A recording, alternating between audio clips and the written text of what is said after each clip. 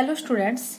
तो बच्चों, जैसा कि हमने लास्ट वीडियो लेक्चर में बात की है सेल ऑर्गेनेल्स के बारे में, plastids, chloroplast and the vacuoles. अब इस वीडियो लेक्चर में हम आपके बचे हुए सेल ऑर्गेनेल्स के बारे में बात करेंगे। ठीक है, तो आपका नेक्स्ट जो सेल ऑर्गेनेल है, नेक्स्ट जो हम सेल ऑर्गेनेल पढ़ने वाले हैं वो है परऑक्सीजोम्स। हम बात करेंगे परऑक्सीजोम्स के बारे में कि जो परऑक्सीजोम्स होते हैं वो क्या होते हैं बेसिकली। ठीक है, उसमें किस टाइप के क्या क्या प्रेजेंट होते हैं, उनकी स्ट्रक्चर कैसी होती है, उन सब के बारे में हम लोग बात करेंगे। परऑक्सीजोम्स के बारे में बात करेंगे। तो देखो बेटा, अगर मैं बात करूं परऑक्सीजोम्स के बारे में, तो जो परऑक्सीजोम्स का जो स्ट्रक्चर है वो स्मॉल होता है, स्फेरिकल होता है। कैसा होता है? स्मॉल होता है और स्फेरिकल होता है। स्मॉल है, स्फेरिकल है, कुछ इस टाइप का स्ट्रक्चर है परऑक्सीजोम्स का अगर हम बात करें तो। ठीक है, तो परऑक्सीजोम्स बेसिकली कैसे होते हैं? स्मॉल होते हैं, स्फेरिकल ऑर्गेनेल होते हैं, स्फेरिकल। ठीक है, नेक्स्ट अगर हम बात करें तो परऑक्सीजोम्स है वो कुछ ऑक्सीडेटिव एंजाइम्स कंटेन करके रखते हैं। ऑक्सीडेटिव एंजाइम्स कौन से होते हैं?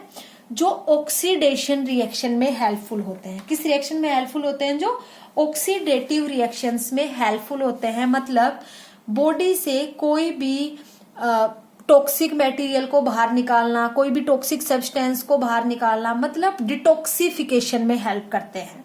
ठीक है, तो परऑक्सीजोम है ये बेसिकली क्या कंटेन करके रखते हैं? दे कंटेन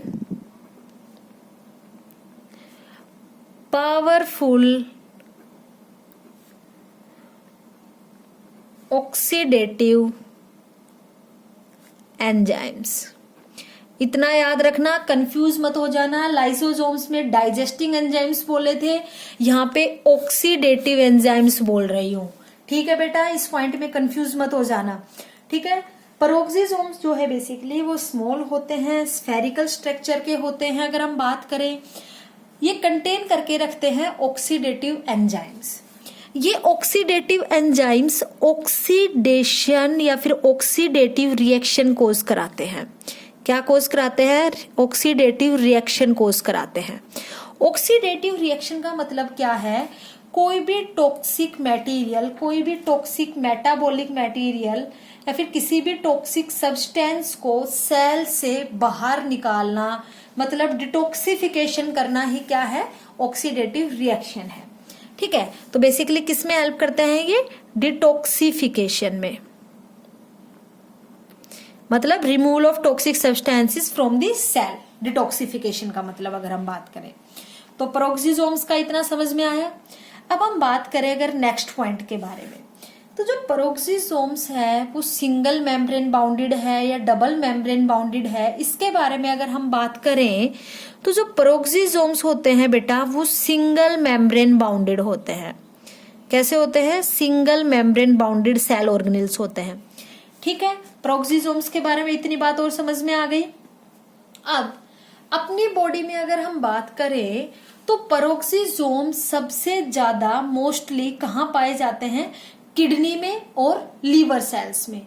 किडनी में और लीवर सेल्स में ही क्यों? अगर हम बात करें तो हम क्या बोलेंगे? Mostly found in kidney and liver cells. Kidney और लीवर सेल्स में ही क्यों? अगर हम बात करें तो किडनी और लीवर सेल्स में क्यों? देखो, आपको पता होगा किडनी का जो मेन फंक्शन है वो क्या होता है? एक्सक्रीशन। क्या होता है? एक्सक्रीशन। आपका जो यूरिन है, ठीक है, बेसिकली ह्यूमंस का या ऑर्गेनिज्म का जो यूरिन है वो कहाँ फिल्टर होता है? किडनी में। ठीक है, और जो भी अदर जो सॉलिड जो फूड है वो बेसिकली कहाँ पे फिल्टर होता है? कहाँ पे वो कहाँ पे उसका डाइजेशन, कहाँ पे उसका एक्सक्रीशन जो एरिया है। तो जो किडनी और लीवर है वो क्या करते हैं? फिल्ट्रेशन में हेल्प करते हैं अपनी बॉडी में बेसिकली। ठीक है, कोई भी टॉक्सिक सब्सटेंस है उसके फिल्ट्रेशन में हेल्प करते हैं, उसको फिल्टर करते हैं। ठीक है। तो जितने ज्यादा पेरोक्सिसोम्स प्रेजेंट होंगे किडनी में और लीवर सेल्स में, वो उतने ही अच्छे से डिटॉक्सिफिकेशन में हेल्प करेंगे, उतने ही अच्छे से टॉक्सिक सब्सटेंस को रिमूव करेंगे वहां से। ठीक है। तो जो पेरोक्सिसोम्स है वो बेसिकली कहाँ पाए जाते हैं? किडनी में और फिर या फिर लीवर सेल्स में प्रेजेंट होते हैं। इतनी बात समझ में आई बेटा? तो ये हमने बात की है पेरोक्सिसोम्स के बारे में। पेरोक्सिसोम्स के 2-3 पॉइंट ही है, यही पॉइंट आपको याद रखने हैं। ठीक है। उसके बाद हम बात करेंगे पेरोक्सिसोम्स के फंक्शंस के बारे में, कि जो पेरोक्सिसोम के बेसिक जो फंक्शंस है वो क्या क्या है। ठीक है। अगर हम बात करें पेरोक्सिसोम के फंक्शंस के बारे में, तो जैसा कि इसका सबसे बेसिक जो फंक्शन है वो मैंने आपको बता दिया कि ये बहुत सारे टाइप के ऑक्सीडेटिव एंजाइम्स कंटेन करके रखते हैं जो ऑक्सीडेटिव रिएक्शन कोज करते हैं। और ऑक्सीडेटिव रिएक्शन का मेन पर्पस क्या होता है? डिटॉक्सिफिकेशन। डिटॉक्सिफिकेशन क्या होता है? Removal of toxic substance from the cell. तो इसका सबसे बेसिक जो फंक्शन हुआ वो क्या हुआ? Peroxisomes are specialized for carrying out some oxidative enzymes,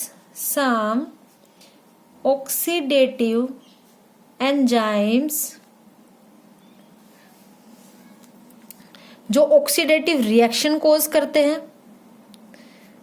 oxidative reaction, ठीक है, सच एज, अब ऑक्सीडेटिव रिएक्शन कौन सी है? Such as detoxification.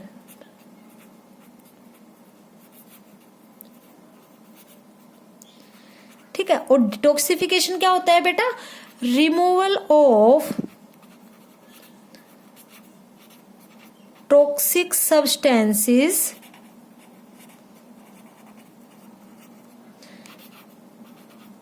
From the cell. इतनी बात आई समझ में?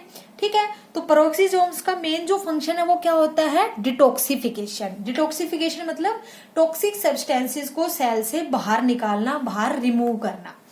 देखो बेटा, पेरोक्सिसोम्स के बारे में समझ में आया जितना बताया। ठीक है। पेरोक्सिसोम के बारे में यही कुछ बेसिक फंक्शंस है जो आपको याद रखने हैं। अब हम बात करने वाले हैं नेक्स्ट सेल ऑर्गेनेल और द लास्ट सेल ऑर्गेनेल के बारे में। आपके इस चैप्टर का जो नेक्स्ट लास्ट जो सेल ऑर्गेनेल है या फिर लास्ट जो टॉपिक है उसके बारे में हम लोग बात करने वाले हैं। तो नेक्स्ट जो सेल ऑर्गेनेल के बारे में हम लोग बात करेंगे वो है बेटा सेंट्रोसोम,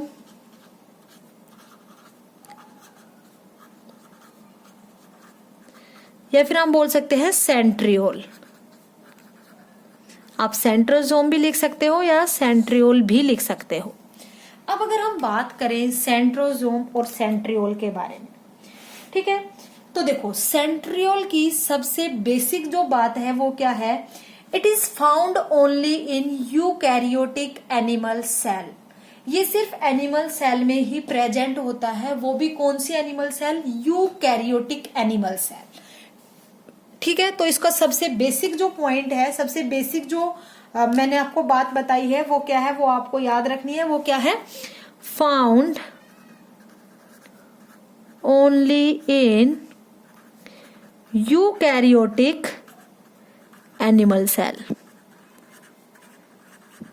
यूकैरियोटिक एनिमल सेल में ही ये प्रेजेंट होता है, प्लांट सेल में या फिर प्रोकैरियोटिक एनिमल सेल में ये प्रेजेंट नहीं होते। ठीक है बेटा, इतनी बात समझ में आ गई। अब अगर हम बात करें नेक्स्ट पॉइंट के बारे में, सेंट्रोसोम्स के बारे में, तो जैसा कि अब तक हमने बात की कि कोई सेल ऑर्गेनेल है वो सिंगल मेम्ब्रेन बाउंड है, कोई सेल ऑर्गेनेल है वो डबल मेम्ब्रेन बाउंड है। सेंट्रोसोम एक ऐसा स्ट्रक्चर है जो किसी भी मेम्ब्रेन से बाउंडेड नहीं है। क्या नहीं है? किसी भी मेम्ब्रेन से बाउंडेड नहीं है, but it contains some granular structures, they are known as centriole। ठीक है। सेंट्रोसोम के बारे में बात कर रहे हैं, तो हम सेंट्रोसोम के बारे में क्या बात करेंगे? It is not bounded by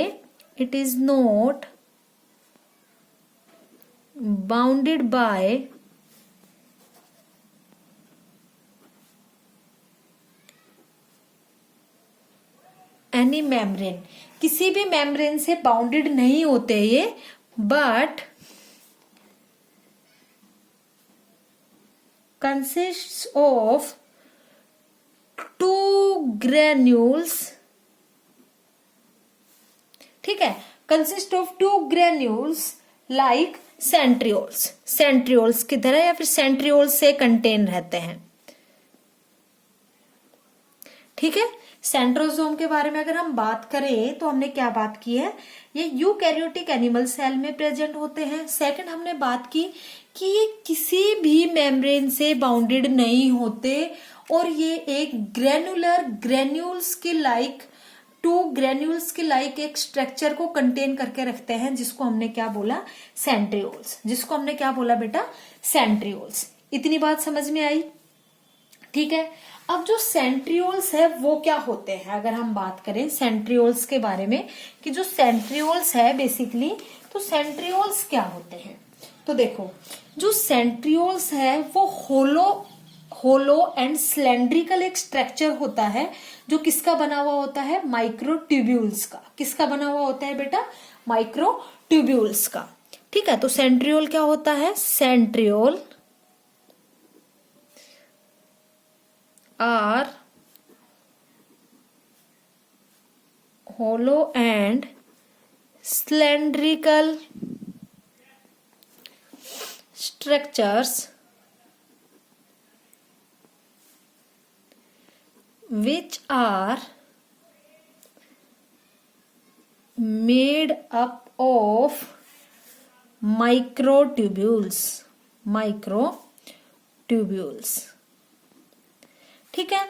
आपको ये याद रखना है जो सेंट्रियोल्स है वो किसके बने हुए होते हैं, माइक्रोट्यूब्यूल्स के बने हुए होते हैं, ठीक है बेटा। इतनी बात समझ में आ गई आपको, ठीक है। अब जो हमने सेंट्रियोल तो इसको नाम दिया एनिमल सेल में, यूकैरियोटिक एनिमल सेल में तो हम क्या बोलेंगे, centriole. But in case of plant cell, ये जो टर्म है सेंट्रियोल, ये किससे रिप्लेस हो जाती है, जो सेंट्रियोल का जो फंक्शन है, जो सेंट्रियोल जो वर्ड है वो किससे रिप्लेस हो जाता है, in the plant cell, polar caps, ठीक है। फंक्शन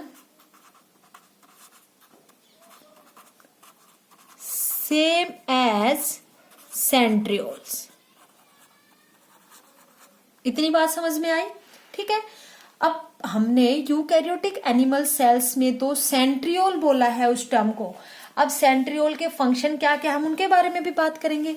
लेकिन सेंट्रियोल जो टर्म है वो in the case of plant cells किससे रिप्लेस हो जाती है, पोलर कैप्स से, बट जो फंक्शन है पोलर कैप्स का वो सेम रहता है एज दी सेंट्रियोल्स, ठीक है। जैसा सेंट्रियोल का फंक्शन है इन एनिमल सेल्स, सेम वैसा ही फंक्शन पोलर कैप्स का होता है इन प्लांट सेल्स में। अब देखो बेटा, अगर हम बात करें सेंट्रियोल के डायग्राम के बारे में, अगर हम बात करें किसके बारे में बात करें, अगर हम बात करें सेंट्रियोल के डायग्राम के बारे में, तो देखो सेंट्रियोल क्या होता है,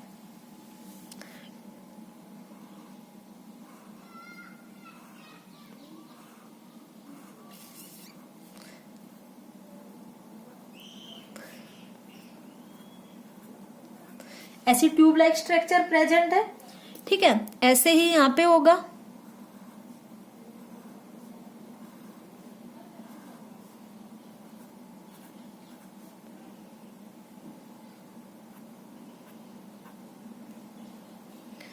ठीक है।